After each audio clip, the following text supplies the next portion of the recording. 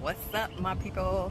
It's your girl with Tomboy Chronicles, giving you the second half of my trip. So yeah, it's really hot right now. It's a beach at the resort. If you can see that. So the second half of our trip went really well. We flew out of Ho Chi Minh on Sunday and flew into Hue, which is another city in Vietnam. I think it was about an hour and a half, 2 hour flight. When we got there, we had a tour guide waiting for us for the next 3 to 4 days, which I was only there for 2 days because I had to leave. So the first day we hit the ground running, went to a restaurant, took us to do a tour of the emperors, the 13 emperors, their city, basically. If you've probably seen a lot of movies where, you know, the city is surrounded by a moat, like surrounded by water, which, you know, protects them from enemies and getting into the city. So we went through the city. It's like 2.5 hours we spent in there looking at the cool architect, learning some history, learning some other things about this location of Vietnam. And from there, I did a little it wasn't a deer on a boat on the river. So we did that little show. It was cool. At the end, we lit a candle, made a wish, and let our candles go out into the river, which was really cool. And from there, a couple of us went to the local bars and hung out and, you know, had drinks and, you know, out with the locals and things like that. One thing I will say about Vietnam, it was like we were the only black people there. People were so in awe. It was 5 black women, 2 black men. When the person got married, he married his wife is Vietnamese, so the wedding was their wedding that we was at. But the number of times people asked to touch our hair is astonishing. And I said no. I just want to let you know. I said no. No, you can't. Don't do it. I'm not a pet.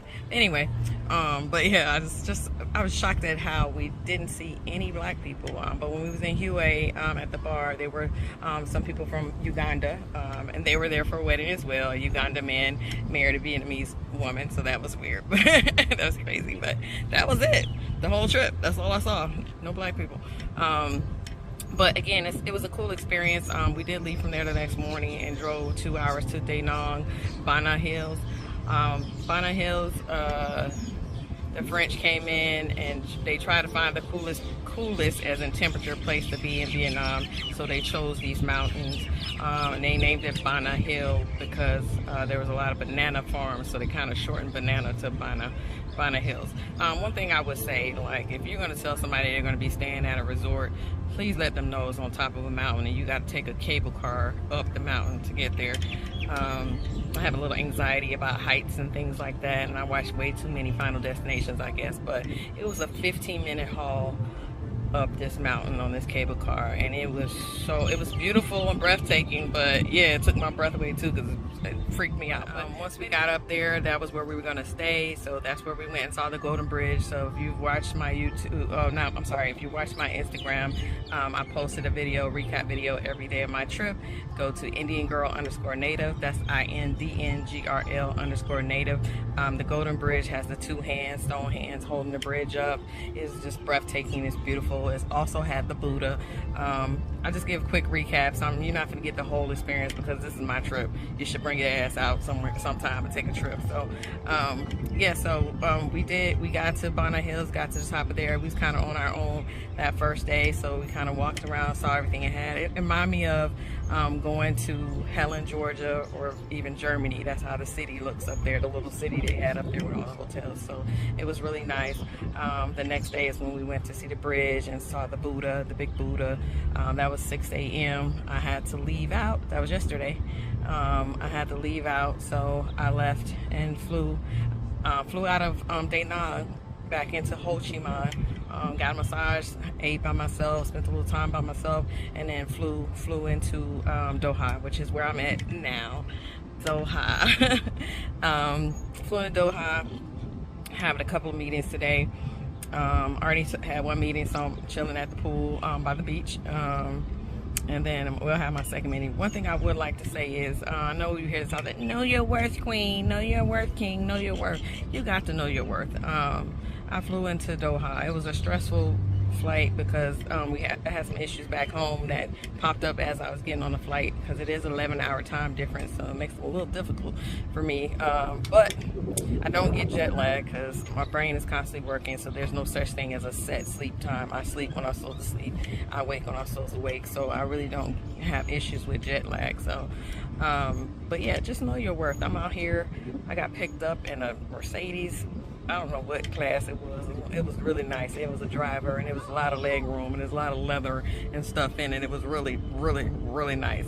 And they took me to the Intercontinental Hotel, which is where I'm at now. I don't think I've ever stayed in Intercontinental, but this hotel is the bomb. It has everything. Everything. The tub is huge. Like, you can be 7 feet tall and still be sitting comfortable in tubs. So needless to say, I did sit in the bath. I've already done 5 of 8 flights. So I got 8 total flights this trip, and this is a 11-day trip. This is the longest I've ever been away as far as travel is concerned, because of my work and things like that. I usually don't go away this long, but I took a leap, and although it was some stuff I had to deal with my business and my personal life, I decided to take the trip anyway, and I'll just worry about all that stuff when I get back, because life is short. So I'm glad I'm able to check off some things off the bucket list. This second half of my trip, when I leave from Doha, I'm going to be hitting 2 other countries before I make it back to the States, and I plan to not sit in hotels waiting around for flights. I'm going to go experience and explore and see something new in each one of these places. And again, you guys can check out my daily videos and see that. Go ahead and get back to enjoying the rest of my trip, and flying right back into an event on Friday, so hopefully I get there on time. But your girl, you know, she usually is always on time. Loving this hotel. I know y'all see that purple towel. No, that's not mine. The whole resort got purple towels. I think that's why they picked the hotel for me, because they love purple just like me. Anyway, as always, as I say, guys, you gotta love yourself. You have to love yourself first. You have to do things for you. You have to do things to make you happy, because if you don't love yourself, you're not gonna be able to love anybody else. So remember that. So love yourself and love each other, and I love you. God bless.